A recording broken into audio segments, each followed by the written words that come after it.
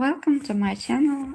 We are continuing to discuss about challenges that you are experiencing and how you can help yourself during these moments of difficulties. Today we are going to share some tips on how you can decrease overthinking and what to do with toxic or negative thinking patterns. In this live session, we'll explore something many high-functioning people experience, but rarely talk about toxic thought patterns. You know that inner voice, oftentimes people have thoughts such as, what if something bad is going to happen and this can't be going this smoothly, or I will always mess these things up anyway. Even though nothing is wrong, your mind might be scanning for possible threats or challenges and fears. And as a psychotherapist, I often hear that nothing is wrong, but my mind keeps going to the worst scenarios, and it feels like my own mind is working against me. So in this video, we're going to discuss why the brain automatically imagines worst-case scenarios, psychology behind catastrophizing, mind reading, perfectionism, and overgeneralization, and how you can help yourself to get out of these unhelpful thinking patterns and to start using strategies that might help you to achieve your goals. So, you know that inner voice might be quite disturbing, and you might have many automatic negative thoughts. However, all of us, we can learn how to cope with these thoughts and how to respond to them differently. And your mind is not your enemy, but sometimes it uses the wrong strategy to protect you. So, what does toxic thoughts really mean? Toxic thoughts are thoughts that are disconnected from reality, constantly producing threat, exhausting, and they feel logical and convincing. One important point is that toxic thoughts are not chosen consciously, they appear automatically. And this is not about you being a negative person, it's about your mind having learned a habitual way of functioning. So, why does the mind always choose the worst? This part is very important to understand. The mind is actually trying to do one thing: let me protect you from possible danger. As we have already discussed in other sessions, also, the main priority of your brain is to protect you from any possible threats or difficulties.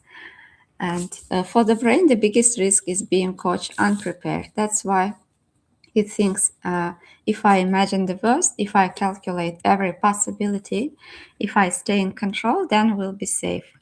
But there is a problem. When the mind uses strategy too often and for too long, it stops protecting and starts exhausting you. Common types of toxic thinking. Let me share the patterns that I hear most from people around me. You might recognize some of them. The first one is, what if everything goes wrong? And thinking about the worst case scenarios.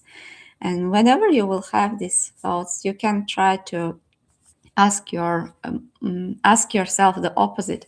What if everything goes right? And can you remember a time when you expected things to go terribly, but they didn't? And this can automatically help you to realize that this thought doesn't have to reflect reality, and it's just your mind trying to protect you. And once you notice it, you can always shift your attention and direction towards things that matter for you and that are important at that moment, and you will not be impacted by your thoughts in such a considerable manner. The next one is mind reading. For instance, you might have some thoughts, they must be thinking something bad about me, or whenever in your relationships, you might try to predict about other people's opinion, about reasons behind their behavior.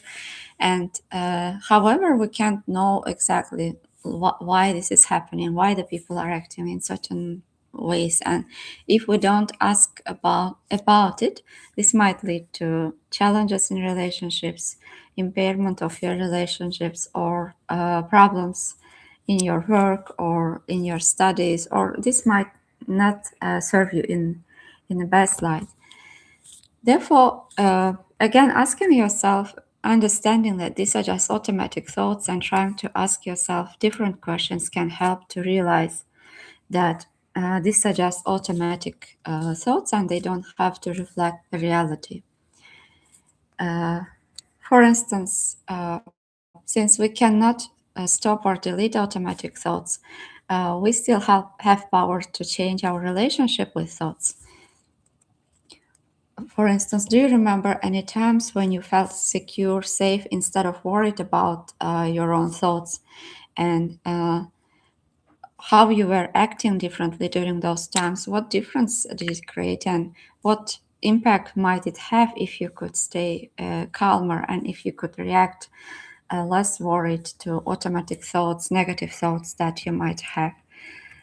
These questions can help to inspire and motivate you towards staying more rational and calmer whenever you might have the worst case thoughts about worst cases or any other negative thoughts. The next one is overgeneralization. For instance, when we experience certain thing and then we generalize it towards other people. If we have experienced a bad situation with one person, we might think that all people are cannot be trusted, or all people are bad, or like generalization, and this is not a reality.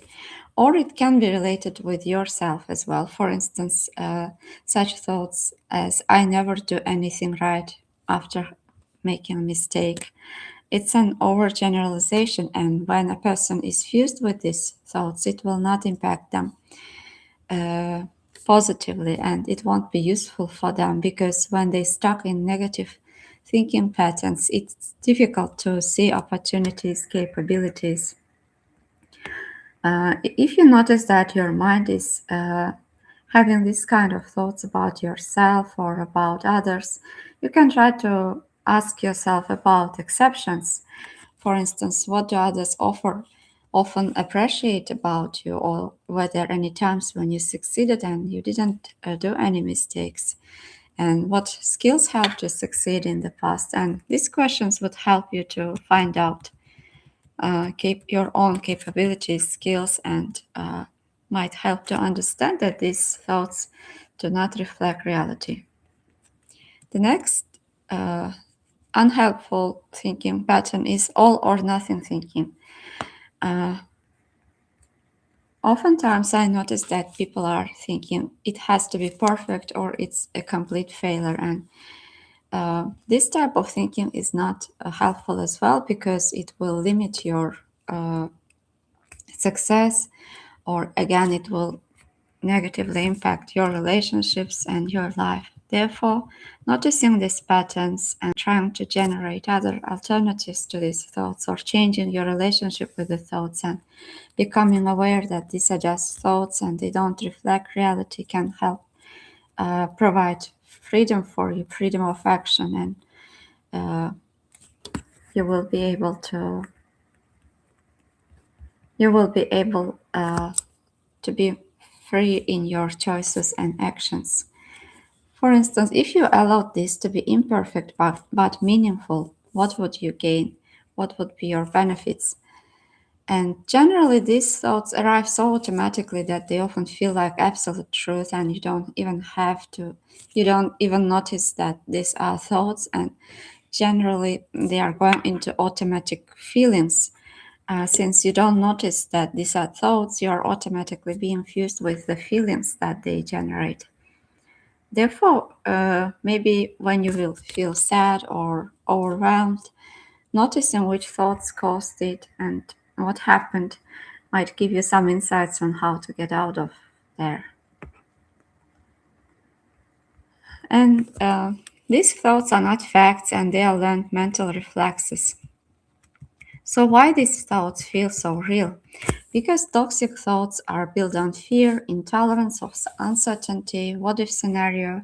And when fear is active, the logical part of brain steps back. So when you say, I can't think clearly right now, that's not a weakness, it's a biological response. Because at that time, different chemicals are being produced by your brains, and some parts of your brain start to overwork, overfunction, and this causes difficulties with staying focused.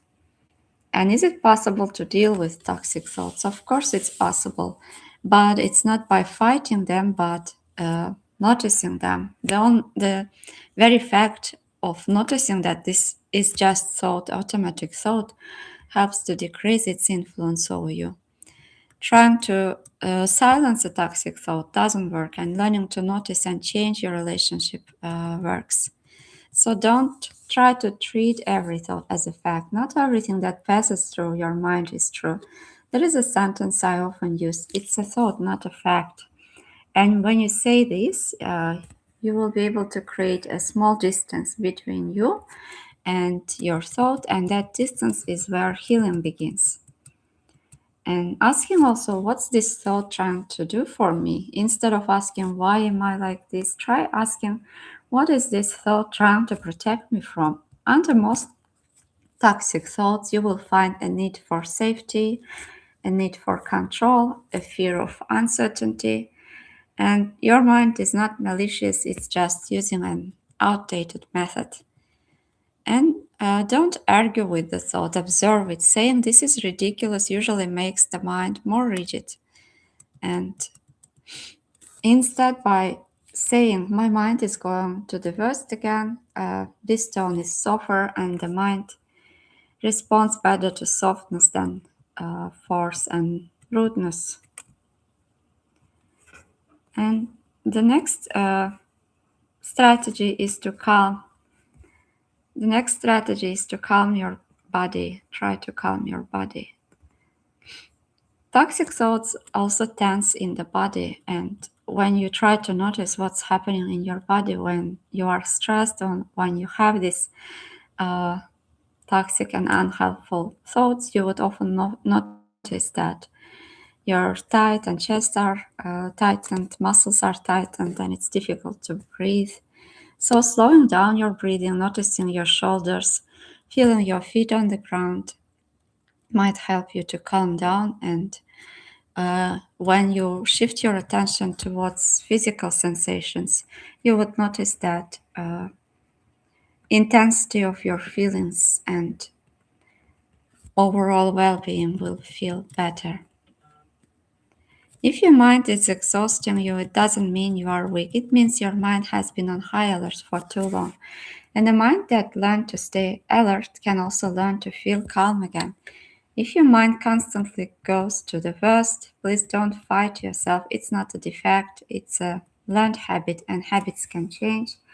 And even if today you simply realize this is how my mind works, that alone is a very meaningful step. And in this video, if this video resonates with you, don't forget to subscribe and like the video. And on this channel, we'll continue to talk about mind, emotions, difficult thought patterns, and what you can do in order to help yourself instead of blaming. And in the next video, we're going to talk about what is self-confidence and how does a person lose confidence and what can be done to increase confidence. See you in the next video, and be a little bit kinder towards yourself.